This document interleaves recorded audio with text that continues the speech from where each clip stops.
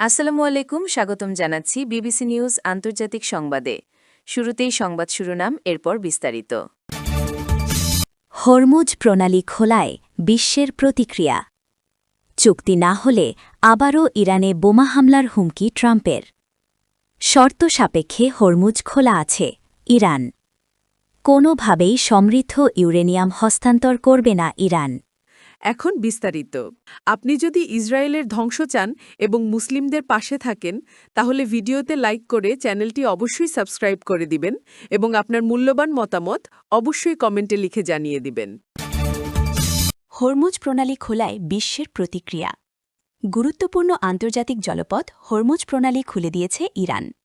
ইরানি পররাষ্ট্রমন্ত্রী আব্বাস আরাগাচ্চি ও মার্কিন president Donald Trump উভয়ই জানিয়েছেন হরমুজ প্রণালী বাণিজ্যিক জাহাজ চলাচলের জন্য উন্মুক্ত। শুক্রবার 17 এপ্রিল আরাগাচ্চি জানান, ইসরায়েল লেবানন যুদ্ধবিরতির প্রেক্ষিতে প্রণালীটি সম্পূর্ণভাবে খোলা হয়েছে। অন্যদিকে ট্রাম্প সামাজিক মাধ্যমে এ ঘোষণা সমর্থন করলেও দাবি করেন ইরান নাকি আর কখনো হরমুজ প্রণালী বন্ধ করবে না। তবে একই সঙ্গে তিনি বলেন, ইরানের বন্দরগুলোতে যুক্তরাষ্ট্রের নৌ অবরোধ বহাল থাকবে। এদিকে ফ্রান্স ও যুক্তরাষ্ট্রের উদ্যোগে প্যারিসে প্রায় 40টি দেশের অংশগ্রহণে এক বৈঠকে সিদ্ধান্ত হয়, যুক্তরাষ্ট্র, ইসরায়েল ও ইরানের সংঘাত শেষ হলে হরমুজ প্রণালীতে নৌ চলাচলের স্বাধীনতা পুনঃপ্রতিষ্ঠায় তারা ভূমিকা রাখবে। চুক্তি না হলে আবারও ইরানে বোমা হামলার হুমকি ট্রাম্পের। যুক্তরাষ্ট্রের প্রেসিডেন্ট ডোনাল্ড ট্রাম্প জানিয়েছেন, ইরানের সঙ্গে দীর্ঘমেয়াদী কোনো চুক্তি না হলে তিনি আবারও সামরিক হামলা শুরু করতে পারেন। এয়ারফোর্স ওয়ানের সাংবাদিকদের তিনি আরও বলেন, নির্ধারিত সময়ের মধ্যে সমঝোতা না হলে ইরানের সঙ্গে চলমান যুদ্ধবিরতিও তিনি নাও বাড়াতে পারেন। শর্ত সাপেক্ষে হরমুজ খোলা আছে ইরান।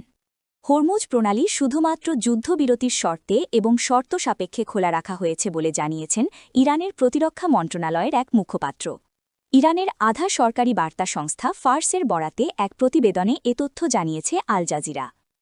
মুখপাত্র ব্রিগেডিয়ার জেনারেল রেজা তালাইনিক বলেন, শত্রুপক্ষের সঙ্গে সংশ্লিষ্ট সামরিক জাহাজ বা কোনো বাহনের এ প্রণালী দিয়ে চলাচলের অধিকার নেই। কোনোভাবেই সমৃদ্ধ ইউরেনিয়াম হস্তান্তর করবে না ইরান। মার্কিন প্রেসিডেন্ট ডোনাল্ড ট্রাম্প দাবি করেছিলেন, ইরান সমৃদ্ধ ইউরেনিয়াম যুক্তরাষ্ট্রকে দিয়ে দিতে রাজি হয়েছে, কিন্তু ইরান সেই দাবি সরাসরি অস্বীকার করেছে। ইরানের পররাষ্ট্র মন্ত্রণালয়ের মুখপাত্র ইসমাইল বাগাই বলেছেন, এই সম্ভাবনা আদৌ বিবেচনা করা হচ্ছে না।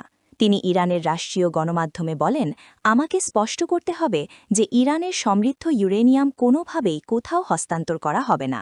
ইরানি ভনি যেমন আমাদের কাছে গুরুত্বপূর্ণ ও পবিত্র, এই বিষয়টিও আমাদের কাছে ঠিক ততটাই গুরুত্বপূর্ণ। বাগাই আরও জানান, ইউরেনিয়াম হস্তান্তরের বিষয়টি তেহরান কখনও বিবেচনাই করেনি। তবে ইউরেনিয়াম সমৃদ্ধকরণ স্থগিত রাখার বিষয়ে আলোচনার যে খবর বেরিয়েছে, সেটির সমালোচনা করলেও তিনি সরাসরি এই সম্ভাবনা নাকচ করেননি।